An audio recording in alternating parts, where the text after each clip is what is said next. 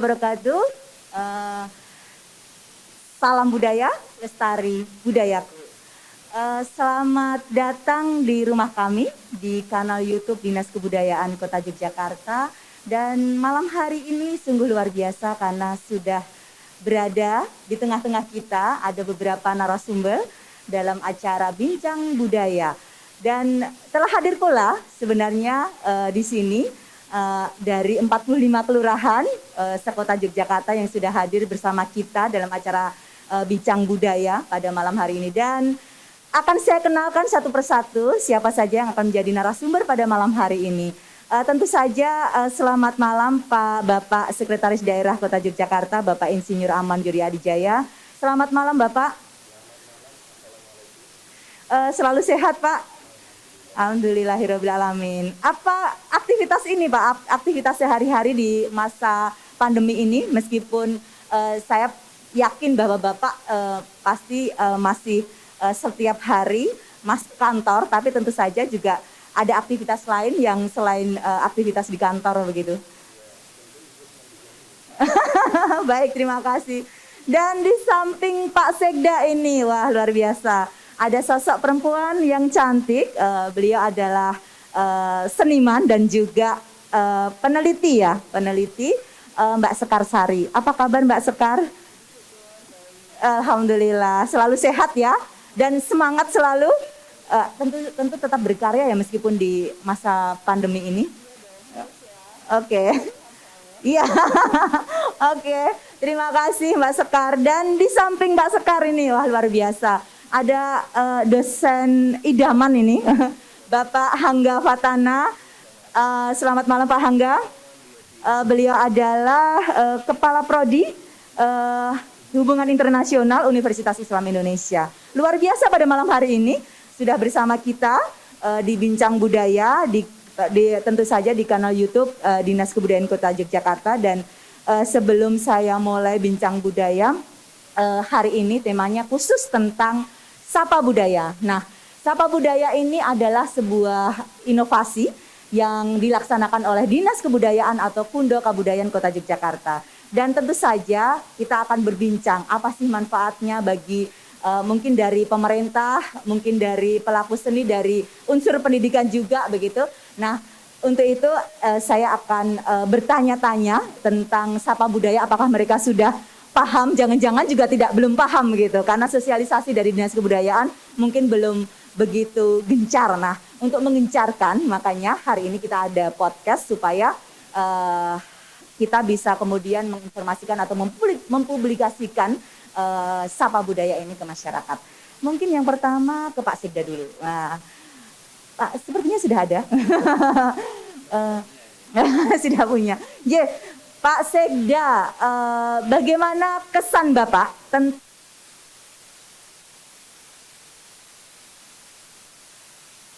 program atau inovasi yang kemudian bisa berpengaruh besar terhadap pelayanan di bidang kebudayaan khususnya dan juga penyelenggaraan pemerintah di bidang kebudayaan. Nah, bagaimana menurut Bapak terkait dengan launching Sapa Budaya yang sudah dilaunchingkan dan juga kemanfaatan Sapa Budaya tentu saja bagi pemerintah sendiri dan juga bagi masyarakat?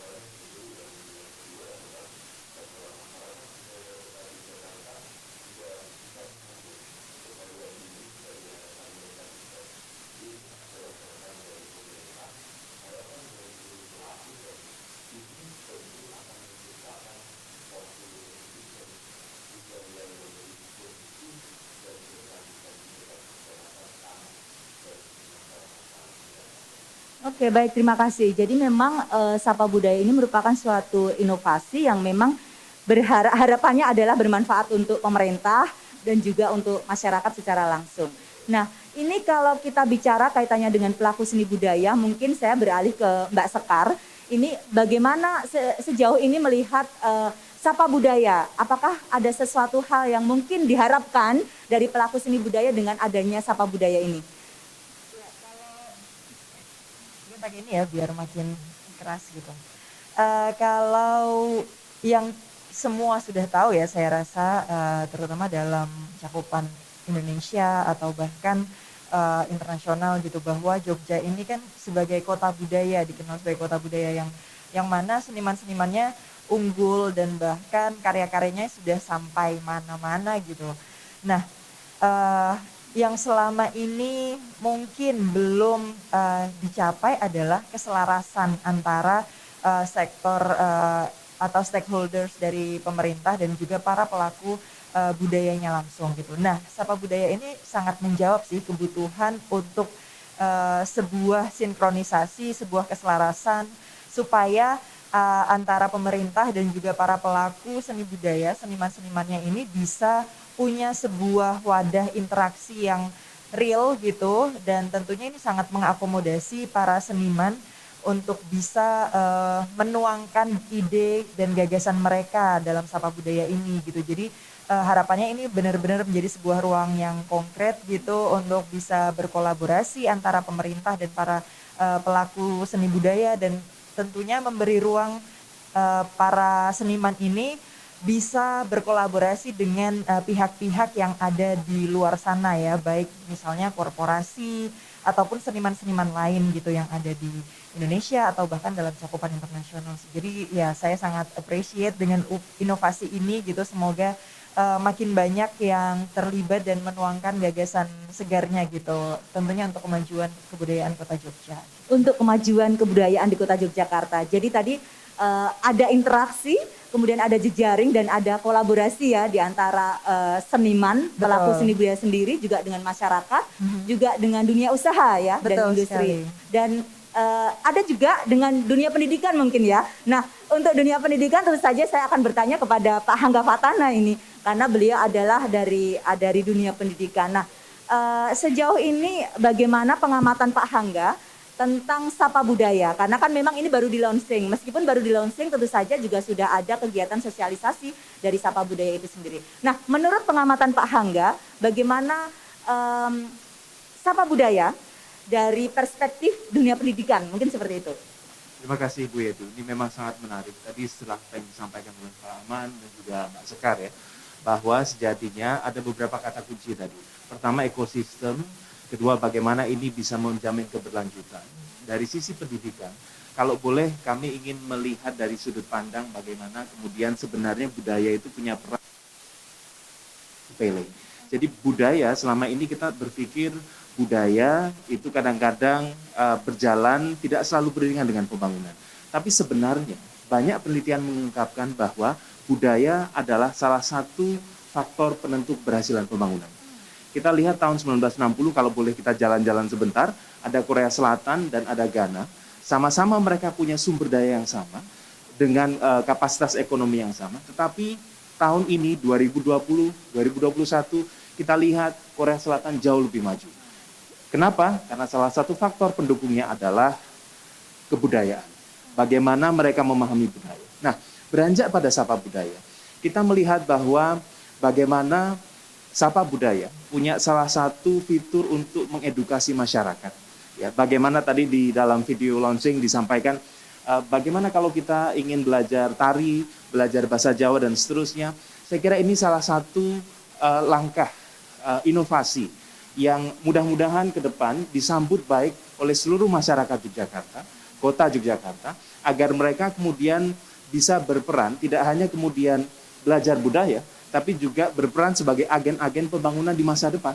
Karena generasi kita yang sekarang ini, generasi muda kita sekarang, itu adalah pemimpin masa depan, dan mereka boleh jadi secara intelektual kita didik di kampus, tapi mereka juga harus menguasai dan juga memahami, menginternalisasi nilai-nilai budaya, dan salah satu medianya melalui Sapa Budaya.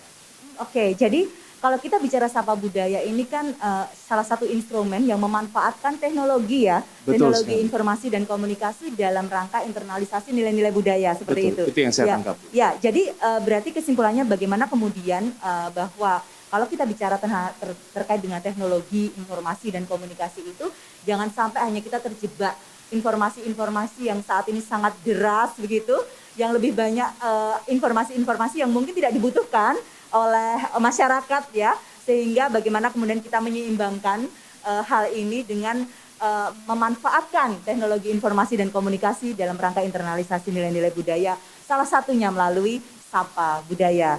Dan kami berharap juga bahwa Bapak Ibu semuanya yang hadir di sini, pemirsa semuanya juga bisa mengakses Sapa Budaya di sapabudaya.jogjakota.go.id dan juga di GSS yang mungkin Bapak Ibu sudah kenal baik ya. Dan selanjutnya ke Pak Sekda lagi ini. Pak Sekda, ternyata memang meskipun baru launching, memang secara konsepsi ya Bapak, ini memang sangat dirasakan manfaatnya begitu. Meskipun mungkin karena baru launching juga belum banyak masyarakat yang tahu dan mengenal. Tapi dari apa yang kemudian disampaikan oleh Mbak Sekar, kemudian juga Pak Hangga, bahwa ini juga bermanfaat untuk masyarakat karena masyarakat juga bisa kemudian mencari informasi tentang kebudayaan, kemudian juga mencari informasi kalau mereka ingin belajar menari, belajar gamel, belajar aksara Jawa dan sebagainya. Dan juga terkait dengan manfaat pelaku seni budaya sendiri ya, mungkin bisa berkolaborasi dengan maestro atau pelaku seni budaya yang lain, juga bisa berjejaring ya, sehingga ada kemanfaatan secara langsung maupun tidak langsung di dunia usaha dan industri. Nah Pak Sekda, kalau kita bicara kaitannya dengan hal ini, tentu saja ini sangat komprehensif karena memang ekosistem kebudayaan itu memang harus senantiasa terus berlanjut dan berkesinambungan, salah satunya melalui instrumen ini, Sapa Budaya. Nah, ke depan Bapak berharap apakah ada sesuatu hal yang kemudian harus dioptimalisasi dari instrumen Sapa Budaya ini, Pak?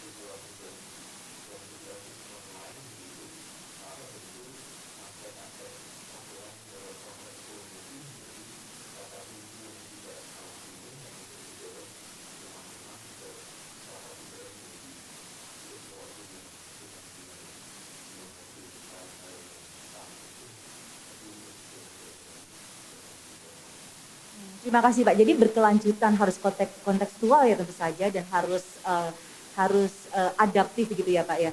Harus adaptif dan kontekstual, dan yang terpenting juga harus ada ruang offline-nya nih.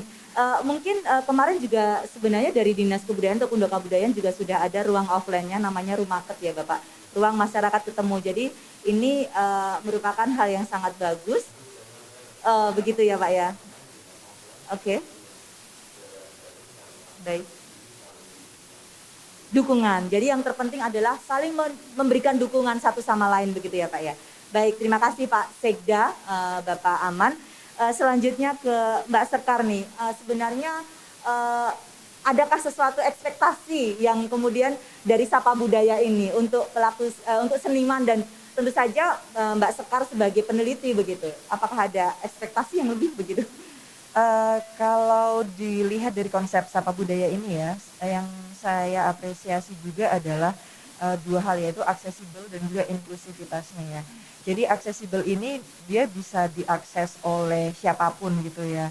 Karena eh, sejauh ini gitu, kesenian kebudayaan di Jogja ini sudah banyak sekali, tapi untuk bagaimana cara mengaksesnya itu kadang yang masih menjadi tantangan gitu ya. Gimana ya kalau misalnya kita mau belajar tari A, atau gimana ya kita kalau misalnya mau ketemu sama penata wayang di tempat ini.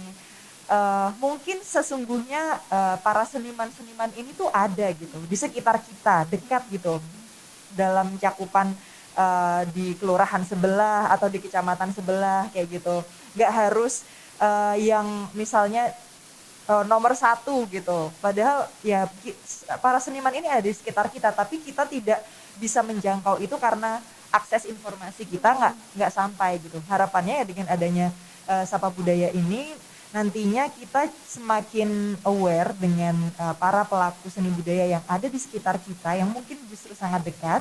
Dan makanya itu konsep yang kedua ini yang saya apresiasi juga adalah inklusivitas ya. Jadi bukan cuma misalnya para seniman yang karyanya sudah pameran berapa ratus kali gitu ya, yang kemudian dia punya ruang untuk berkarya gitu. Tapi dengan adanya Sapa Budaya ini, seseorang juga bisa memetakan dirinya bahwa saya pelaku seni budaya karena saya punya semangat di sini, saya ingin berkarya di ruang yang seperti ini, bisa disampaikan di page yang ada di Sapa Budaya ini kan ya.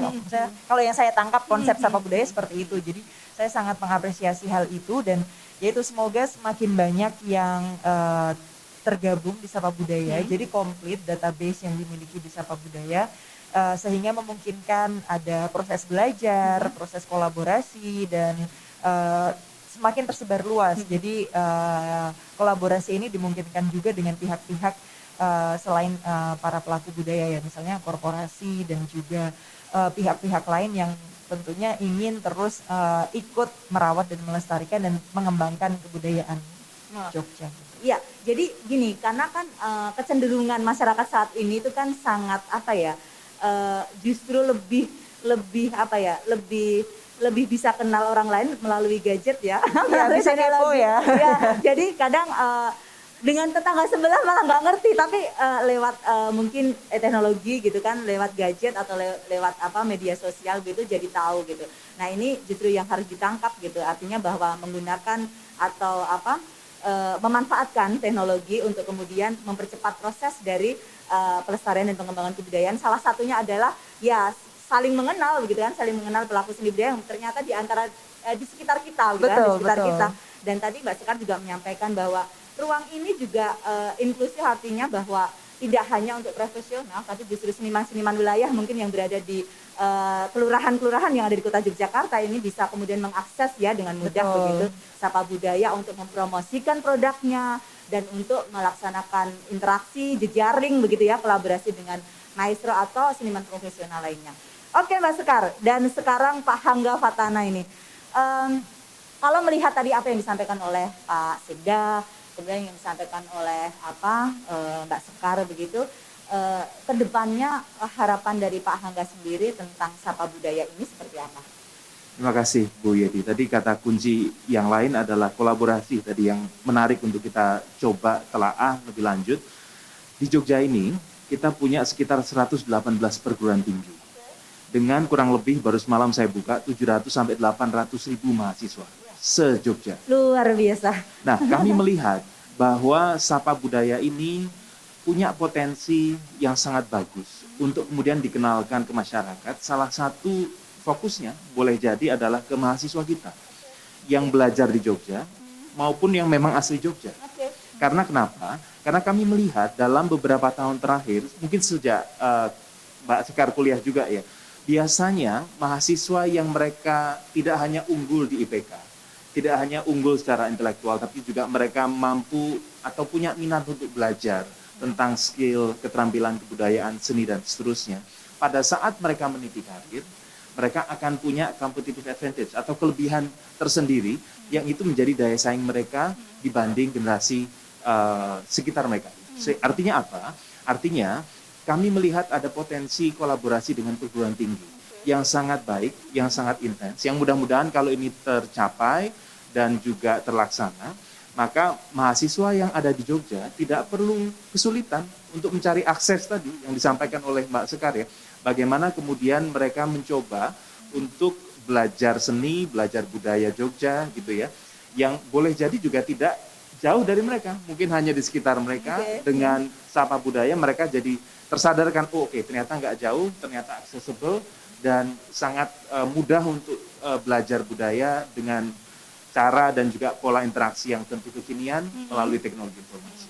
Jadi kami sangat menunggu Bu Yeti ada kolaborasi dengan perguruan tinggi dan insya Allah Universitas Islam Indonesia akan menjadi salah satu yang pertama. Oke, wah luar biasa ini, berarti nanti kita akan ada kolaborasi langsung dengan perguruan tinggi yang ada di Kota Yogyakarta. Menarik sekali, dan perbincangan malam ini sepertinya kita harus sudahi karena memang waktunya yang tidak memungkinkan, nanti bisa berhari-hari kalau membahas tentang Sapa Budaya. Tapi sebelum kami tutup untuk acara Bincang Budaya pada hari ini, boleh Pak Sekda untuk ada kata penutup lah, atau statement ataupun apapun yang kemudian kita bicara Sapa Budaya. J.